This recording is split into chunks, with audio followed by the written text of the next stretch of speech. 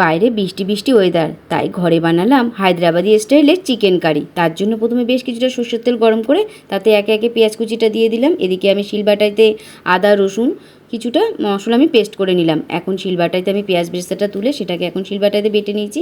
এখন মাংসটা ধুয়ে পরিষ্কার করে রাখা ছিল, সেই পেঁয়াজ বেরেস্তা, গোলমরিচের গুঁড়ো, ধনেপাতা কুচি আর ফ্যাটানো টক দই আর একটু লেবু দিয়ে ভালো করে হাত দিয়ে ম্যারিনেট করে আমি 30 মিনিটের জন্য রেস্টে রেখে দেবো। এদিকে আমি ওই তেলে পেঁয়াজ বেরেস্তা ভাজা তেলে দিয়ে দেবো স্টার ফোড়নে, দিয়ে দেবো পেঁয়াজ কুচি, দিয়ে বেশ একটু বাদামি করে ভেজে নিয়েছি। এখন আদা বাটা, রসুন বাটা আর ধনে বাটা, শুকনো লঙ্কার গুঁড়ো দিয়ে ভালো করে মশলাটা কষিয়ে নেব।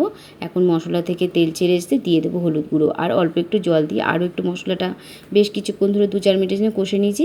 এখন ম্যারিনেট করা মাংসটা দিয়ে আরও 4 থেকে 5 মিনিট ভালো করে কষিয়ে নিয়েছি। এখন এই সময় আমি একটা মশলা বানিয়ে নেব।